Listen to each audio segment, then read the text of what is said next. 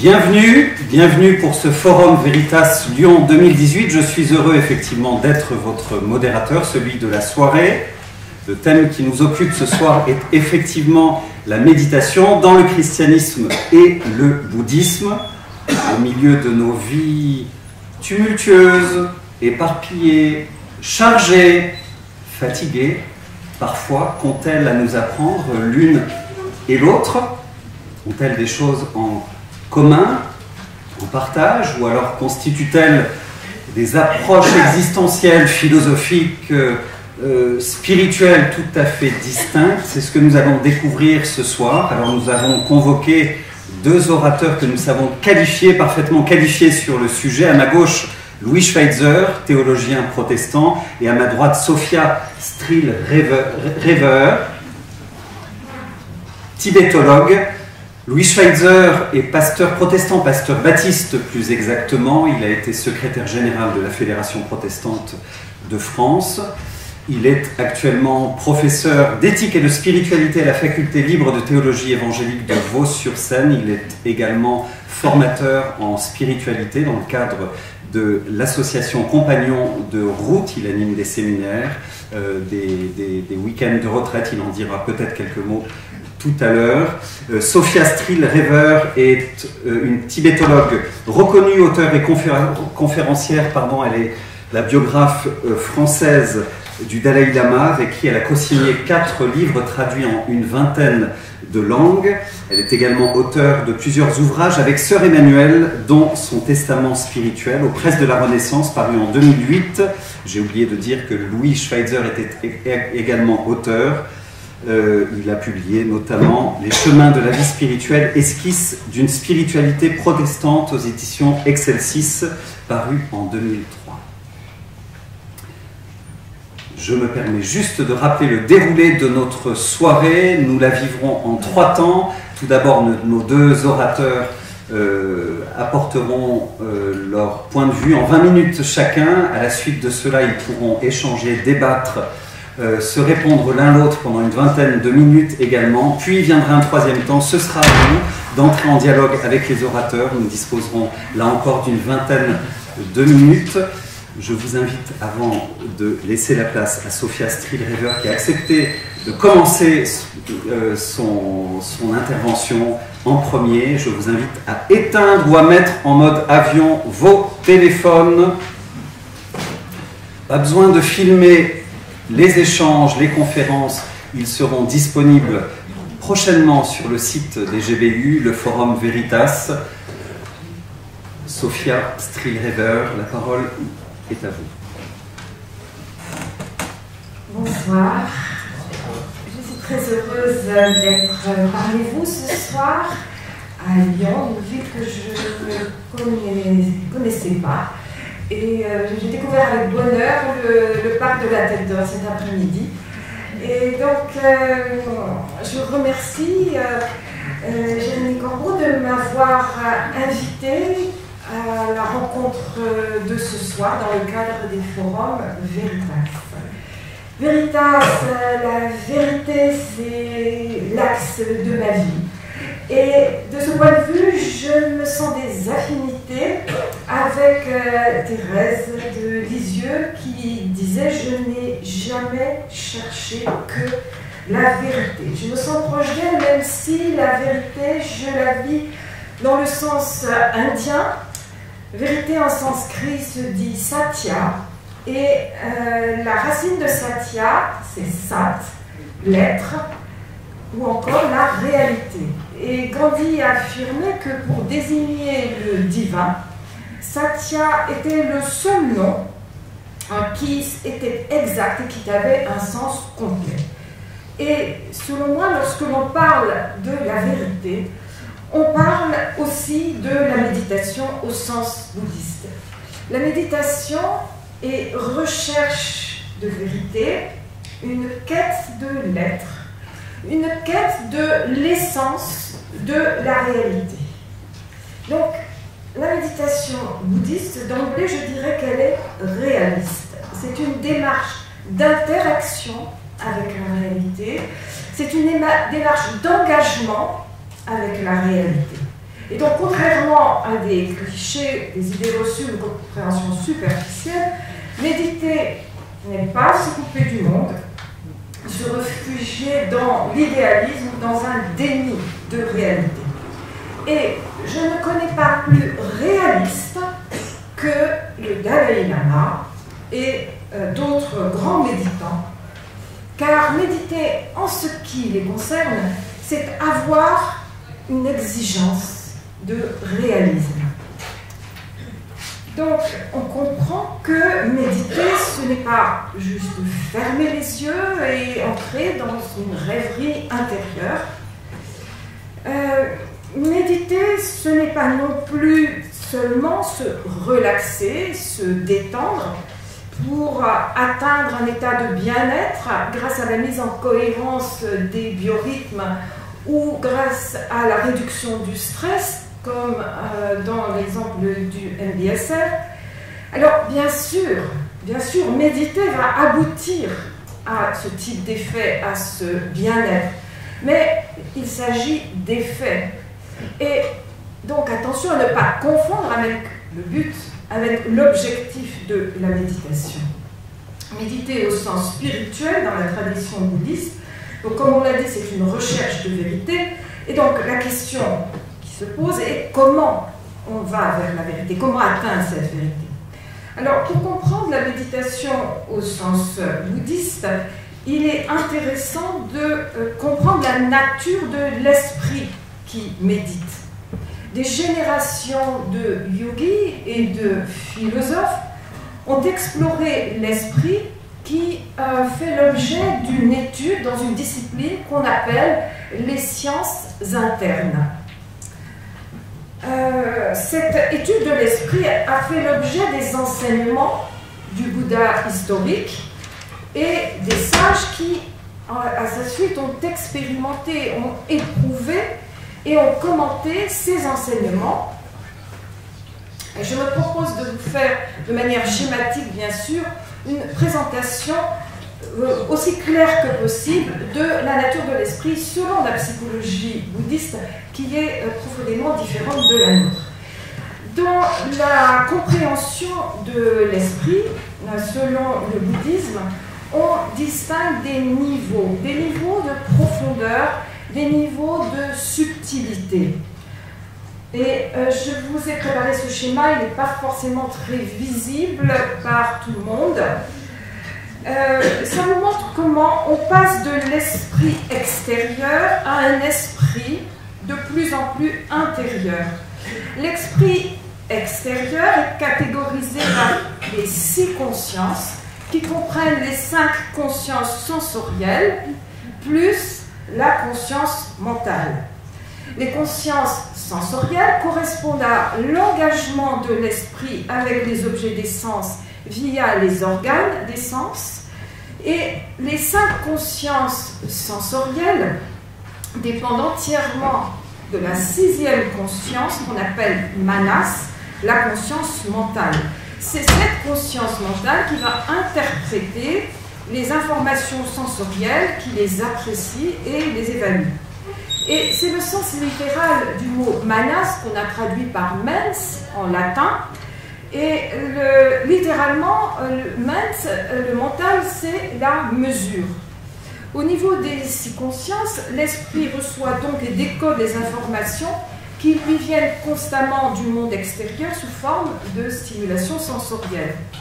Et on compare ces consciences aux vagues qui fluctuent et qui agitent l'océan en surface. De la même façon, elles agitent la surface de l'esprit, donc les niveaux extérieurs de l'esprit. Et ensuite, on va donc passer à des niveaux plus profonds, où on va distinguer l'esprit émotionnel, qui est un esprit plus intérieur et qui intéresse les bouddhistes à la recherche de la paix et de la fin de la souffrance. Car certaines émotions qu'on qualifie de destructrices détruisent la paix et le bonheur. Ce sont la colère, la haine, la jalousie, l'orgueil, le désir attachement.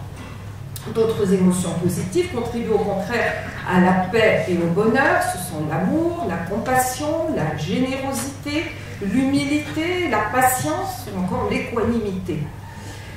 Et si on observe ces deux catégories d'émotions, on voit que les émotions destructrices sont par essence auto-centrées, alors que les émotions positives sont altruistes. Et à la racine des émotions destructrices, qu'est-ce qu'on trouve? On trouve l'ignorance, qui est considérée dans le système bouddhiste comme une émotion, par opposition à la sagesse, qui est à la source des émotions altruistes. Et nous sommes ici au cœur de la problématique de la méditation, parce que justement la méditation vise à éradiquer l'ignorance, source des émotions destructrices, source de l'attitude égocentrée et donc source de souffrance pour nous-mêmes et pour autrui. Quand on parle d'ignorance dans ce contexte, il s'agit de l'ignorance fondamentale, on pourrait l'appeler d'ailleurs plutôt qu'ignorance la non-conscience. La non-conscience de l'esprit qui ne se connaît pas lui-même. Donc il ne s'agit pas de l'ignorance, par exemple, au sens où par exemple je ne connais pas la ville de Lyon, et on comprend bien que je peux acquérir ce type de connaissance qui dissipera facilement cette ignorance superficielle. Alors que là, nous parlons d'une ignorance de base, avec une analogie qui est celle de l'œil. L'œil voit, mais l'œil ne se voit pas. De la même façon, l'esprit qui connaît le monde extérieur, cet esprit ne se connaît pas lui-même. Et ne se connaissant pas, c'est un esprit de souffrance, et donc on arrive à la septième conscience, Klishta-manas, l'esprit contaminé par l'ignorance, qui fabrique des illusions, et ces illusions sont source de souffrance. À un niveau beaucoup plus profond encore, donc c'est la huitième conscience qu'on appelle Alaya Vijnana, l'esprit réceptacle des empreintes de conscience de cette vie-ci et des vies précédentes, qui sont également source de souffrance. Donc ce sont les septième et huitième niveaux de l'esprit, après les 6 premières consciences. Et tous ces niveaux de conscience sont marqués par l'ignorance, par cette non-conscience fondamentale et donc par la souffrance. Mais la bonne nouvelle est qu'il existe aussi l'esprit le plus intérieur, l'esprit le plus subtil, qu'on appelle aussi l'esprit secret. Et l'année dernière, j'ai traduit le cœur de la méditation, un enseignement du Dalai Lama qui a pour sous-titre « À la découverte de l'esprit le plus secret ». Au niveau de l'esprit le plus secret, l'ignorance n'existe pas. Cet esprit est un esprit de lumière, un esprit d'amour, de bonté fondamentale. C'est l'esprit éveillé, présent en chacun de nous et présent dans tous les êtres sensibles, y compris les animaux. Le but de la méditation est donc la reconnexion avec cet esprit le plus secret qui est recouvert, qui est caché par l'ignorance fondamentale. Et c'est par la méditation que l'on va progressivement reconnaître la nature véritable de l'esprit. La méditation consiste donc à ramener l'esprit dans l'esprit, à redécouvrir la base connaissante, lumineuse et aimante de l'esprit sous les illusions qui la cachent.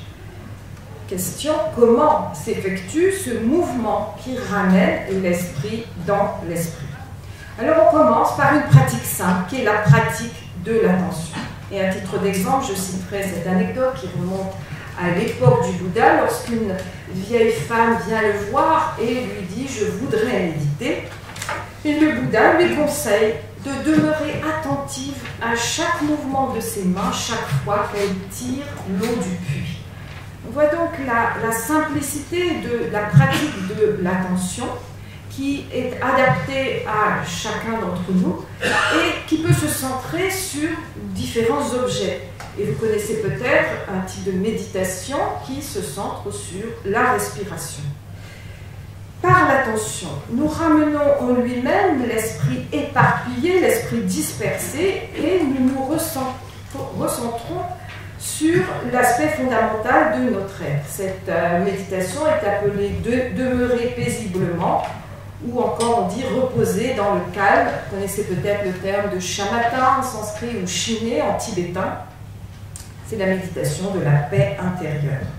Et dans cette méditation, on va fermer en quelque sorte les portes des consciences sensorielles, puis de la conscience mentale, puis de la 7e et de la 8e conscience dont je vous ai parlé.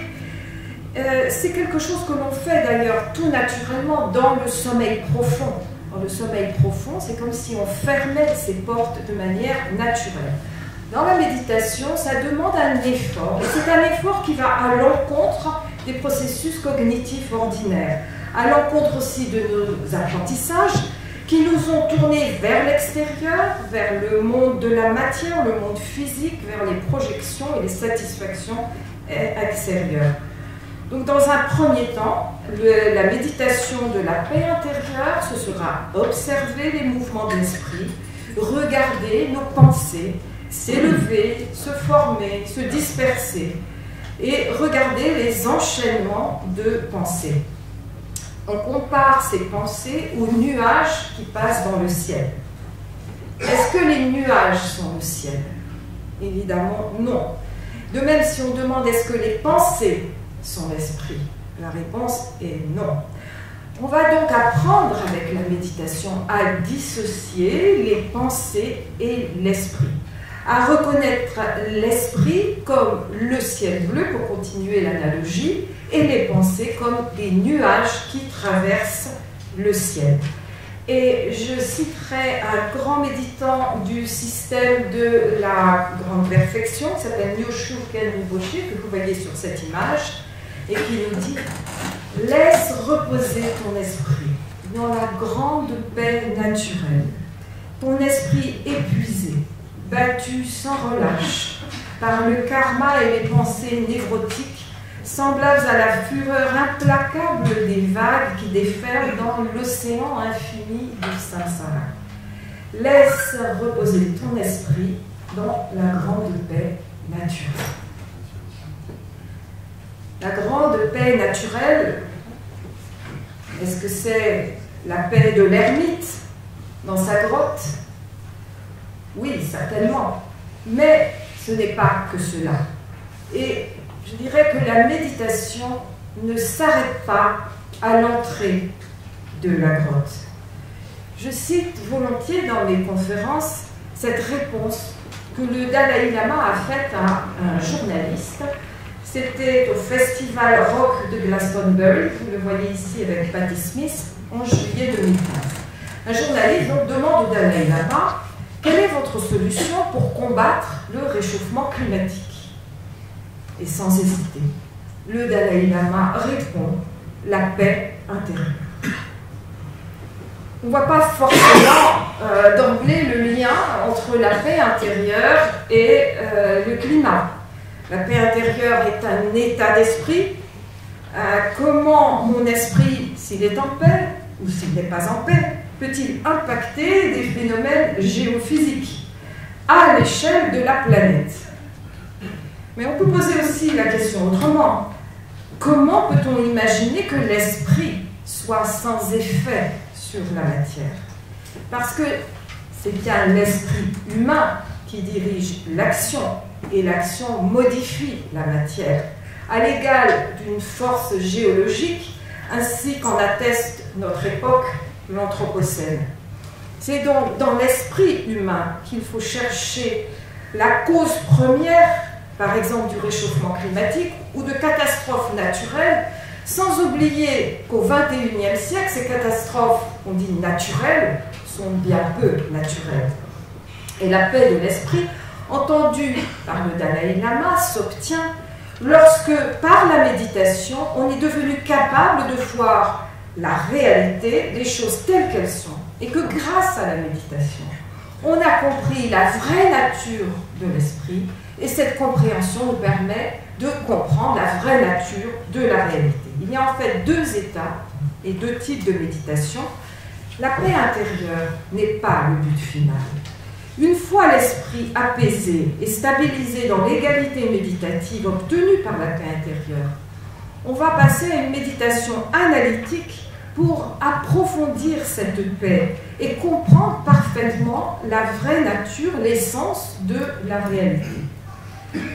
On parvient à une paix authentique lorsqu'on ne fait plus de séparation entre soi-même, les autres et l'environnement. Et je résume volontiers la paix de l'esprit avec cette formule du sage indien Satish Kumar, qui est sur le slide. Satish Kumar dit « You are, therefore I am ». Tu es, donc je suis. Et c'est la meilleure formule que j'ai trouvée pour exprimer en quelques mots l'interdépendance qui est la réalité de la vie. Et j'en ai fait une méditation. Tu es, donc je suis, je vous le dis. Je le dis à l'arbre, à la rose, au poisson, au ver de terre, à la mouche, à tous mes frères et sœurs de l'écosystème Terre, depuis l'insecte le plus infime jusqu'aux fleuves, aux montagnes, aux étoiles, qui partagent avec moi l'aventure de la vie terrestre. L'interdépendance et la conscience de l'interdépendance expriment la réalité de la vie qui est un don réciproque. Tu es, donc je suis, signifie que tu me donnes la vie et que je te donne la vie. Je m'éveille ainsi à la nouvelle réalité construite autour du paradigme de la responsabilité universelle qui reconnaît l'esprit humain et le cœur humain comme des forces agissant dans la réalité en réseau de la vie. Ce que corrobore la physique quantique, selon laquelle l'esprit n'est pas un intrus dans la matière, mais l'esprit est l'énergie d'information et de structuration depuis les plus fines des particules jusqu'au plus complexe des galaxies. La méditation est donc ce processus qui éveille l'esprit à un sens de responsabilité universelle impliquant une mutation de nos schémas de conscience. C'est une révolution, la révolution de la compassion. C'est le titre du dernier livre que j'ai signé avec le Dalai Lama. Une révolution à laquelle il appelle les jeunes du millénaire. Et à nous, les adultes, il demande de poser les bases d'une éducation authentique de l'esprit et du cœur. À cette époque où nous sommes contemporains d'un effondrement de la biodiversité et de la 6e extinction massive des espèces. À l'heure où nous parlons, toutes les 20 minutes, une espèce végétale ou animale disparaît irréversiblement de la surface de la Terre. 20 minutes, c'est le temps de parole qu'on m'a donné ce soir, mais on arrive au bout. Et à l'heure où nous parlons, on ne peut pas ignorer que des animaux agonisent, victimes de nos modes de consommation non soutenables, qui ont provoqué l'année dernière l'exode de plus de 20 millions de réfugiés climatiques et qui compromettent le droit à la vie des générations futures. Comment, en 2018, méditer sans embrasser dans notre méditation la réalité terrible de cette souffrance? En enseignant la méditation dès la maternelle, nous pouvons changer le monde en une génération, ne cesse de répéter le Dalai Lama. Et les neurosciences affectives et cognitives abondent dans son sens. Et toutes les expériences pilotes de méditation en milieu scolaire sont convaincantes. Mais sans attendre la génération suivante, prenons conscience qu'à travers la méditation, nous transformons notre esprit. Et avec cet esprit transformé, nous nous engageons dans des actions plus justes qui transformeront le monde. Ce monde meilleur auquel j'aspire, en ce qui me concerne, je ne le verrai peut-être pas de mes yeux, mais ma conviction est que je le verrai à travers les yeux de mes enfants et des enfants de mes enfants. Merci. Merci.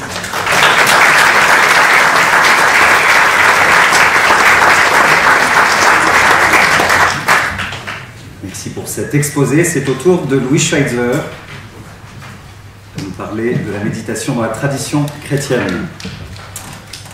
Voilà, merci et bonjour à tous.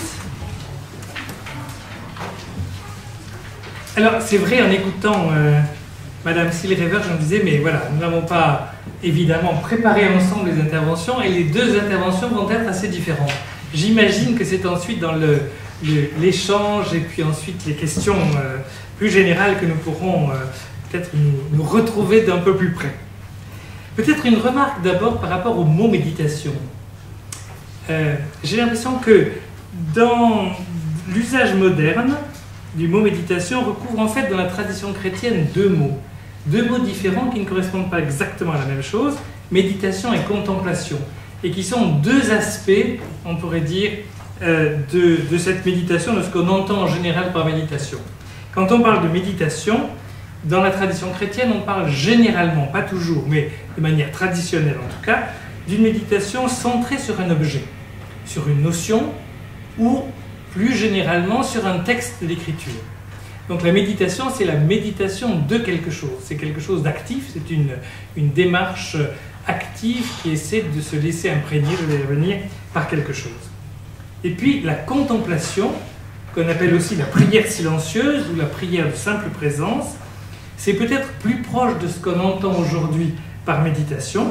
C'est une sorte d'ouverture silencieuse, d'attention amoureuse, et elle repose très largement sur la présence en nous de l'Esprit de Dieu. Alors ce que je voudrais dire d'abord, c'est que dans la tradition chrétienne, la méditation a une très très longue histoire. Et que cette tradition date en gros du tout début du christianisme. Mais pendant très longtemps, il faut reconnaître qu'elle a été plus ou moins réservée, on pourrait dire, aux monastères, ou en tout cas à une petite minorité de personnes, souvent des religieux.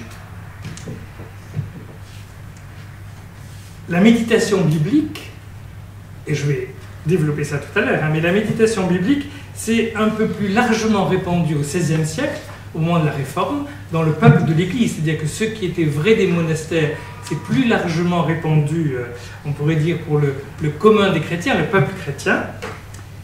Et à plusieurs moments, il y a eu comme ça des temps où quelque chose qui était une pratique un peu réduite à certains s'est largement diffusé. Ça a été vrai par exemple au XIXe siècle en Russie avec le développement de la prière du cœur, et ça a été encore plus vrai évidemment au XXe siècle où depuis je dirais à peu près les années 60-70, il y a eu un très fort développement de la méditation dans les églises chrétiennes. Je pense que pour comprendre le contexte de la méditation dans le christianisme, il est bon de revenir à une synthèse, à une tradition qui est celle du Moyen-Âge, qui s'est développée largement au Moyen-Âge, et qui est un peu le socle, on pourrait dire, de la spiritualité chrétienne, qui s'est ensuite très largement développée, particulièrement dans le siècle.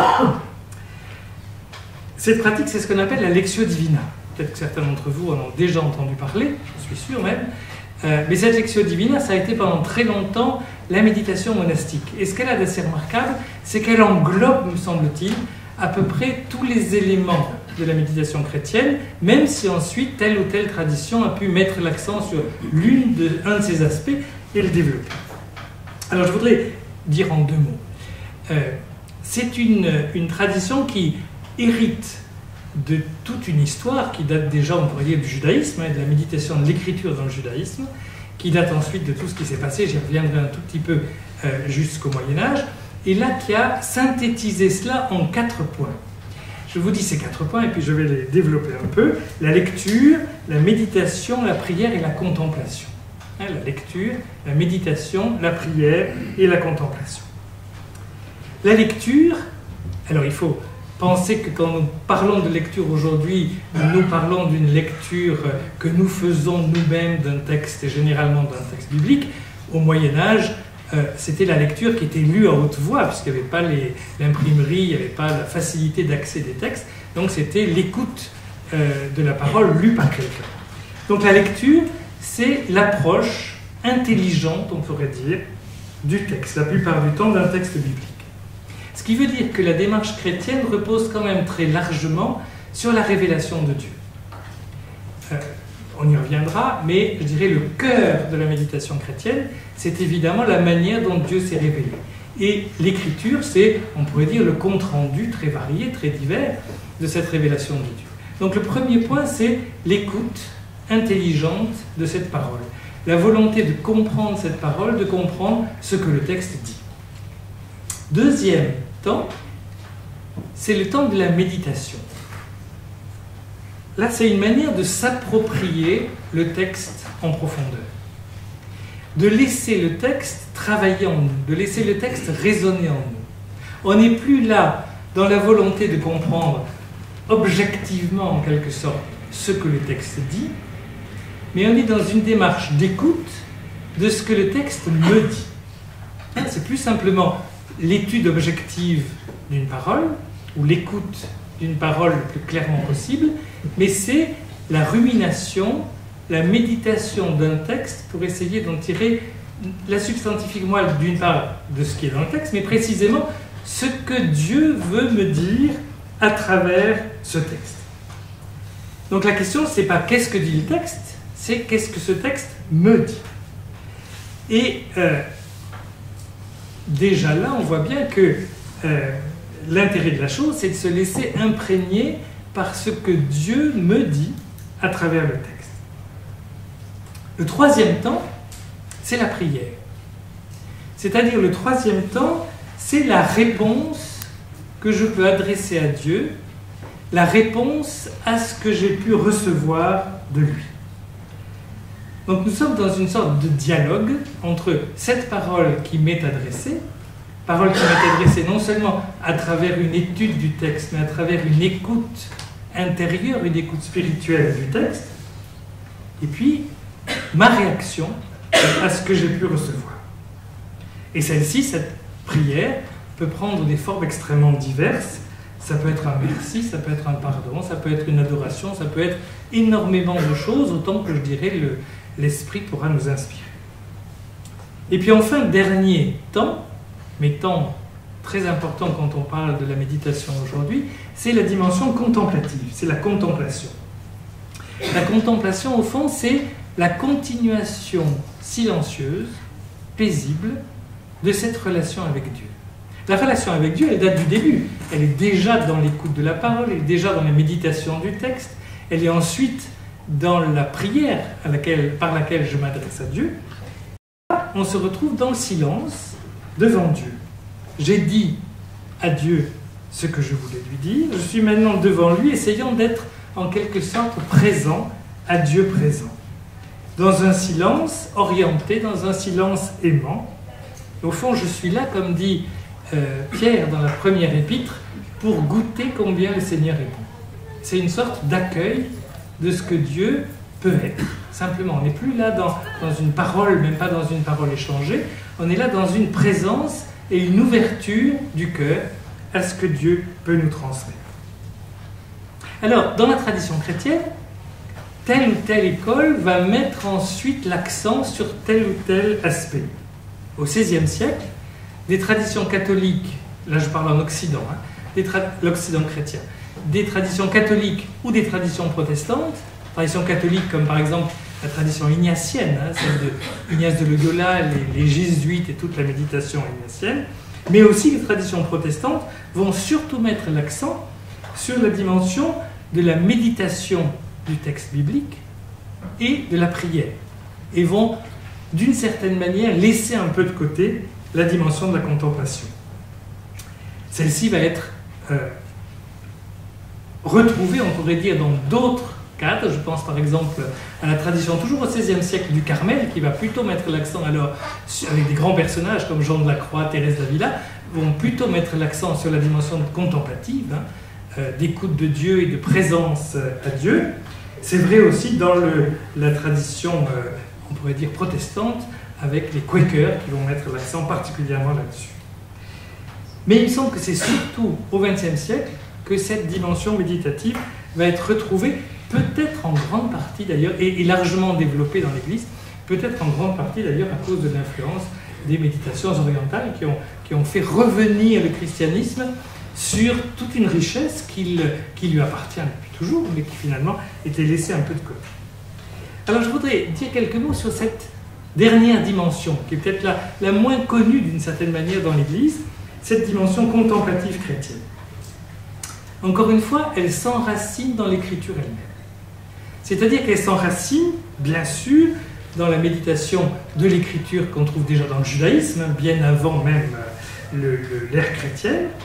Et puis, cette méditation chrétienne, elle va toujours s'enraciner dans la révélation, donc tout particulièrement dans la personne de Jésus et dans la pratique de Jésus. Et si vous lisez l'Évangile, vous voyez que Jésus passait des nuits en prière. Alors on peut parler pendant des nuits, il y a des gens très bavards, mais quand on passe une nuit en prière, je pense qu'il y a un moment où on s'arrête de bavarder et où on rentre dans une relation avec Dieu, une relation d'amour, une relation intérieure. Et puis vous vous rappelez, Jésus a aussi fait tout au début de son ministère une sorte de retraite de 40 jours dans le désert. C'est même là où il a dû affronter ses démons et où il a été effectivement tenté. Donc, la présence du Christ, la présence de Jésus, historique d'abord, puis la présence du Christ ressuscité est centrale. Et autre point très important, c'est la présence du Saint-Esprit. Présence de Dieu, donc présence de l'Esprit avec nous, et tout particulièrement, on pourrait dire, en nous. Alors, je voudrais juste esquisser, mais très rapidement, simplement pour vous montrer la richesse que souvent nous ignorons de manière assez impressionnante, mais esquisser l'histoire de cette tradition, par quelques petits points.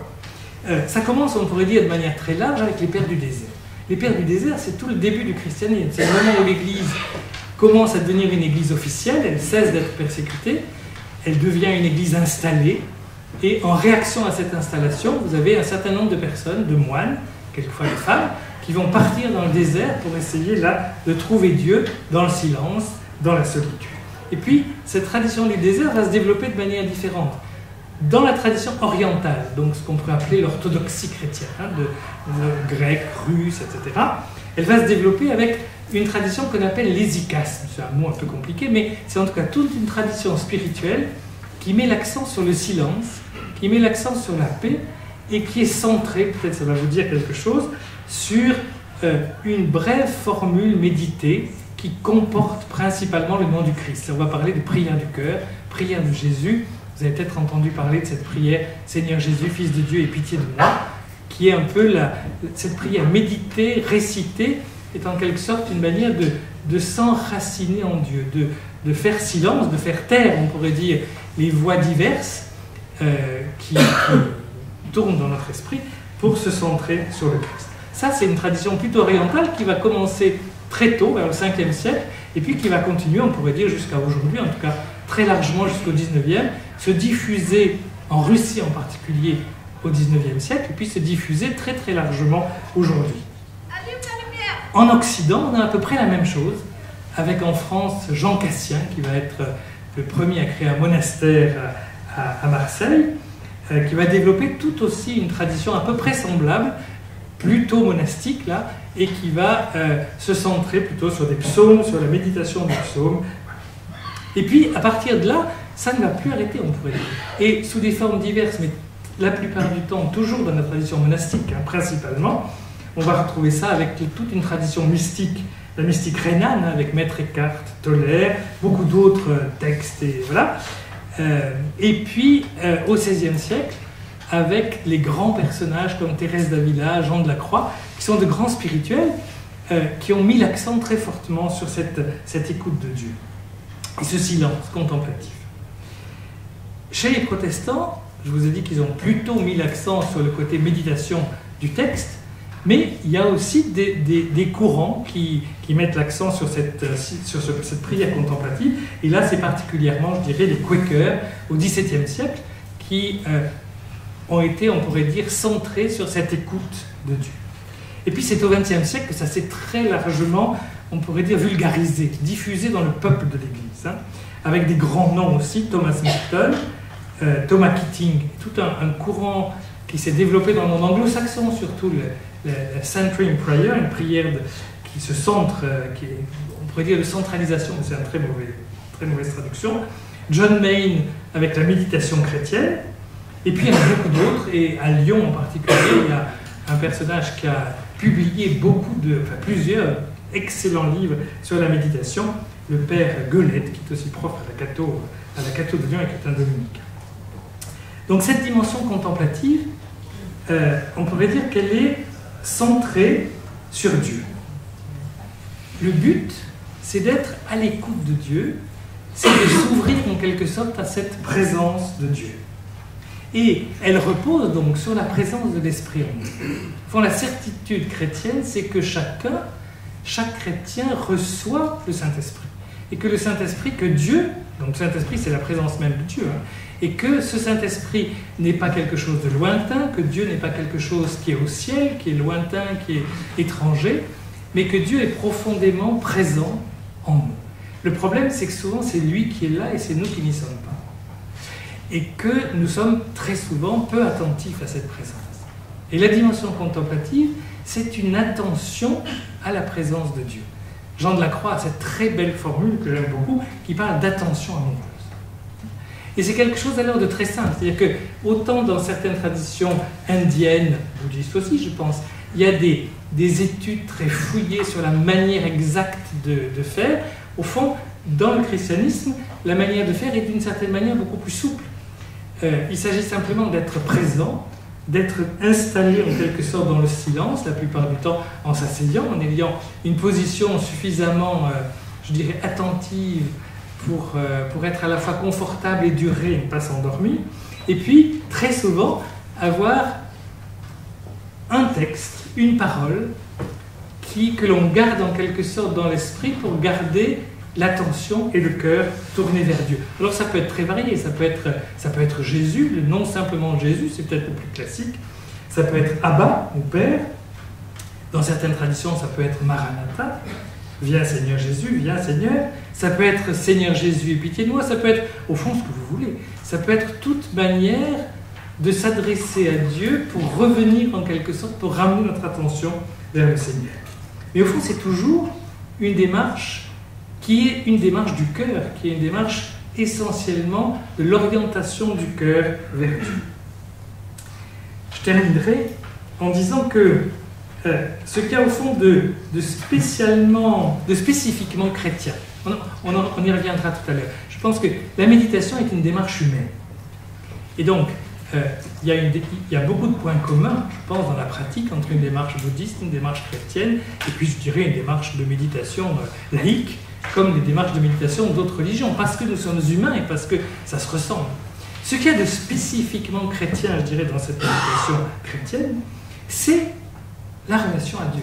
C'est qu'elle est toujours dans cette ouverture à la présence d'un autre.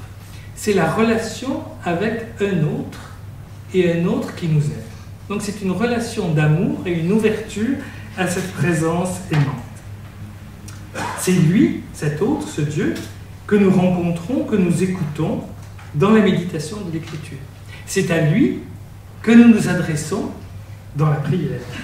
Et même la méditation silencieuse, la prière du cœur, la prière contemplative, c'est au fond sa présence qui fonde cette relation. C'est sa présence qui fonde cette démarche. Encore une fois, il s'agit de goûter, il s'agit d'expérimenter combien le Seigneur est bon. Et ça, je crois que c'est quelque chose d'extrêmement important pour moi, cette redécouverte au XXe siècle, ou cette divulgation, on pourrait dire, au XXe siècle, d'une tradition qui est quasiment aussi vieille que le christianisme.